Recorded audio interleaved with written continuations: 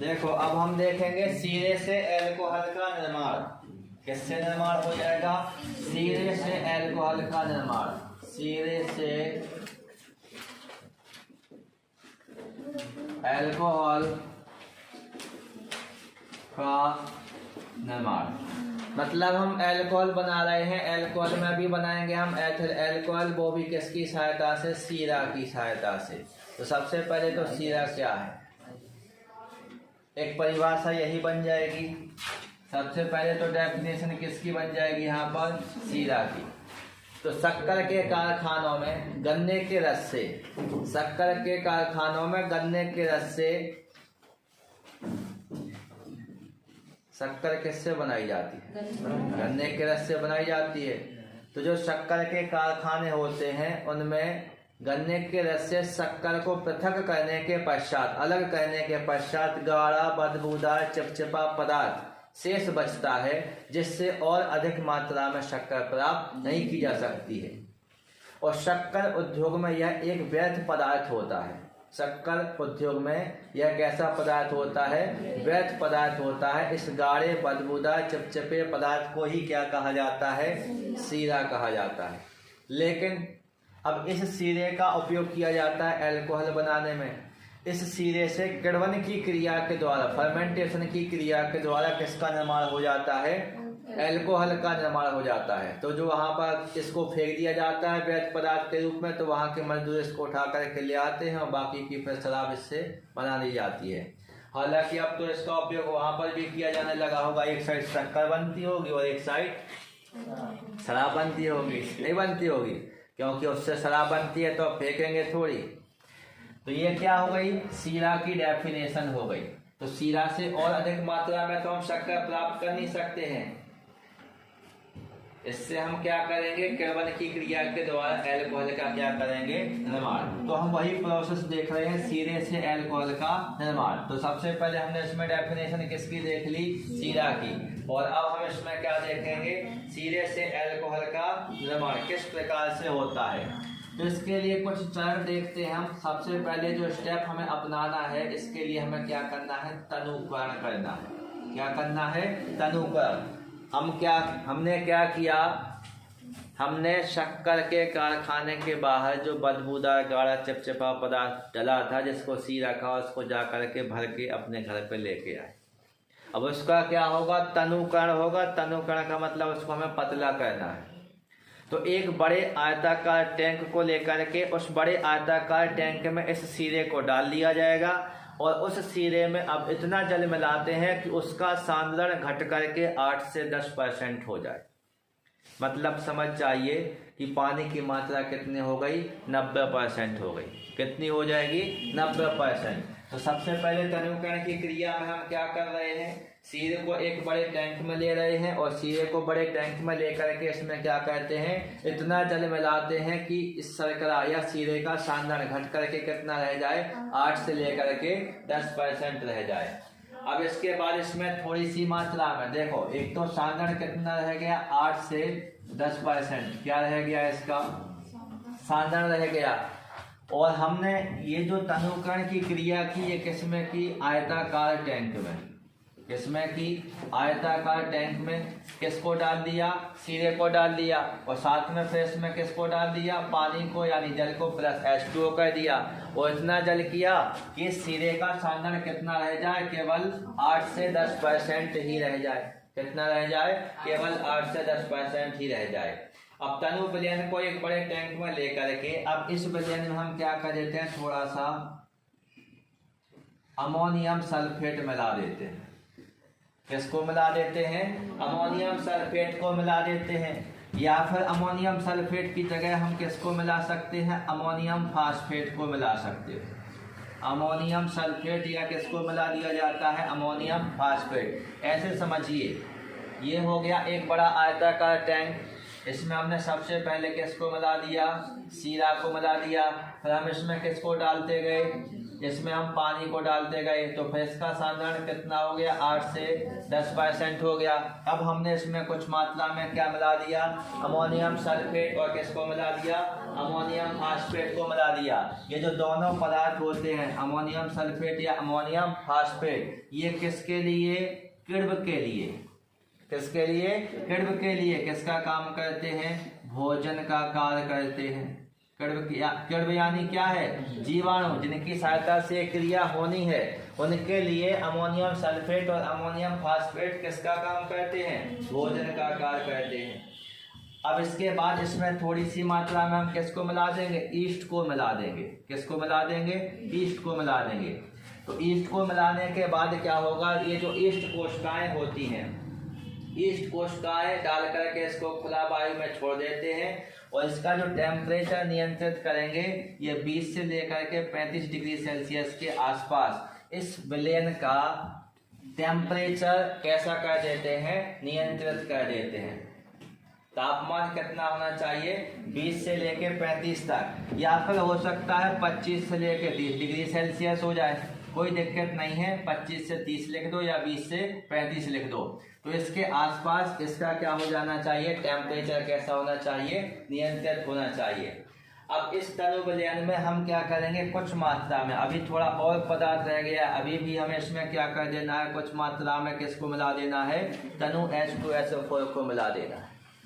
ये जो तनु H2SO4 होगा ये क्या करेगा, इसमें जो हानिकारक जीवाणु वगैरह रहेंगे उन हानिकारक जीवाणुओं को कैसा कर देगा, नष्ट कर देगा। हानिकारक जीवाणुओं को ये कैसा कर देगा, नष्ट कर देगा।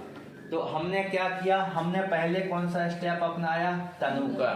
तनुकरण में हमने क्या किया, एक आयताकार बड़ा टैंक लिया, उस बड़े आयताकार टैंक में पहले शीरा को डाला, फिर किसको डालते गए, जल को डालते गए, डालते गए, डालते गए। कब तक डालते गए, जब तक कि इसका सांद्रण कितना हो जाए, 8 से 10% रह जाए।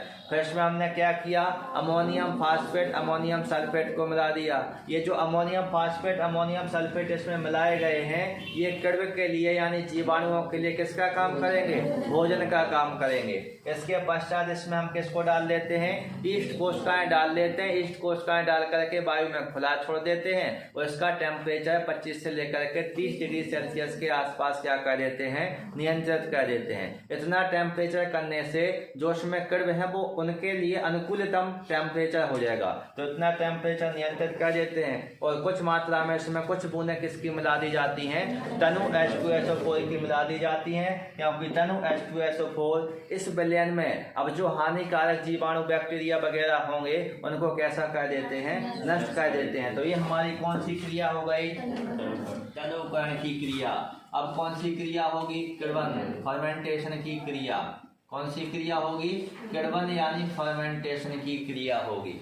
तो हमने क्या किया, इस सॉल्यूशन में किसको डाल दिया था, ईस्ट कोशिकाओं को डाल दिया था। तो ईस्ट कोशिकाओं को जब हमने इसमें डाला तो ईस्ट कोशिकाओं के डालने के बाद लगभग 2 घंटे बाद 2 घंटे बाद ईस्ट कोशिकाओं के डालने के 2 घंटे बाद कौन सी क्रिया प्रारंभ हो जाती है, किण्वन की क्रिया प्रारंभ हो जाती है।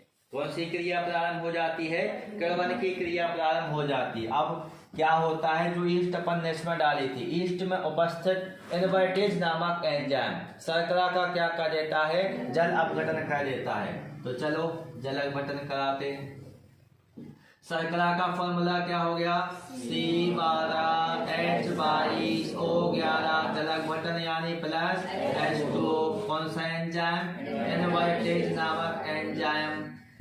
ये क्या करेगा, जल अपघटन, तो क्या प्राप्त होगा, C6H12O6 प्लस में C6H12O6 यानी एक क्या प्राप्त हो गया, ग्लूकोज, एक क्या प्राप्त हो गया, लैक्टोज। तो ईस्ट में उपस्थित इनवर्टेज नामक एंजाइम क्या करता है, शर्करा का जल अपघटन करता है और जल अपघटन की क्रिया के फलस्वरूप हमें क्या प्राप्त हो जाता है, ग्लूकोज और लैक्टोज प्राप्त हो जाता है। अब जो ग्लूकोज प्राप्त हुआ है C6H12O6, इस पर दूसरा एंजाइम क्रिया करता है जिसे हम क्या कहते हैं, जाइमेज कहते हैं। क्या कहा जाता है, जाइमेज कहा जाता है। तो ये जाइमेज ईस्ट में उपस्थित एंजाइम है, ये दोनों जाइमेज नामक एंजाइम ग्लूकोज को किस में परिवर्तित कर देता है 2C2H5OH प्लस में 2CO2, यानी किस में परिवर्तित कर देता है एथिल एल्कोहल में क्या कर देता है परिवर्तित कर देता है। हमें क्या करना था सीधे से एल्कोहल का निर्माण, तो ये क्या बन गया एल्कोहल।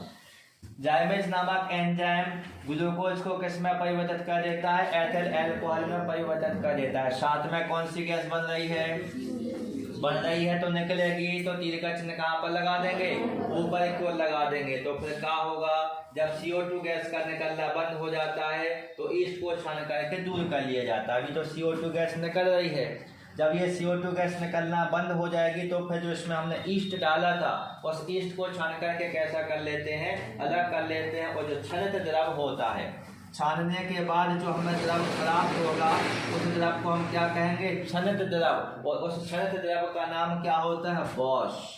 क्या होता है बॉश, ये तो सुना ही होगा। छनित द्रव को क्या कहा जाता है बॉश कहा जाता है। और इस बॉश में ही यदि हम देखें इस बॉश में 6 से लेकर के 10%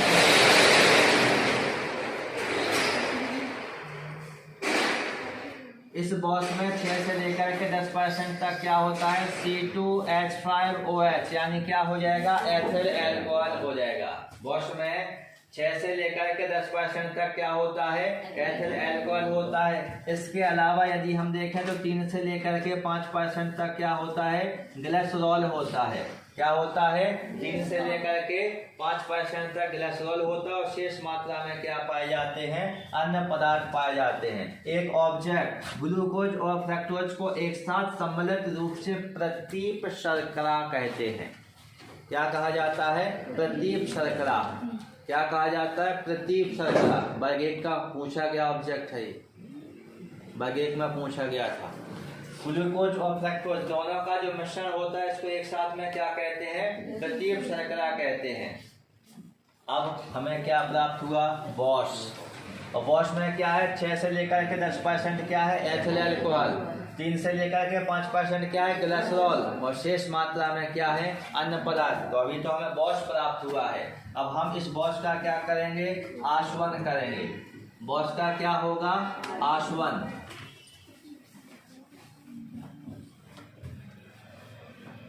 हम कर रहे हैं बॉश का आशवन।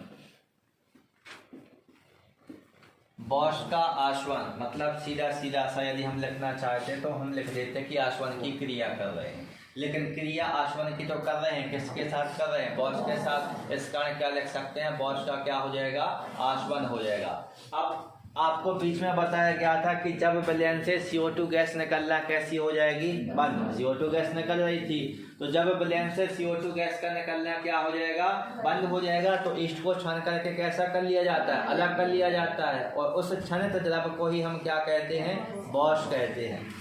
छनित द्रव को क्या कहा जाता है बॉश कहा जाता है। अब हमने देखा कि इस बॉश में 6 से लेकर के 10% क्या होता है C2H5OH होता है, यानी क्या होता है एथिल एल्कोहल होता है। अब इस बॉश को हम क्या करेंगे एक वैज्ञानिक रहे कॉफी, तो कॉफी के भाव के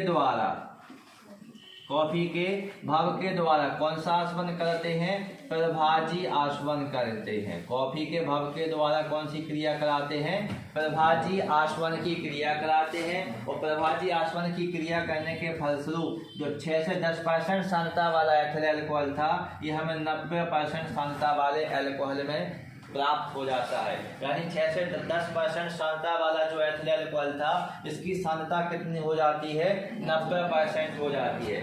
इसे क्या कहा जाता है अब परिशोधित एल्कोहल कहा जाता है। माने 90% C2H5OH सांद्रता वाला जो एल्कोहल होता है इस एल्कोहल को हम क्या कहते हैं परिशोधित एल्कोहल कहते हैं।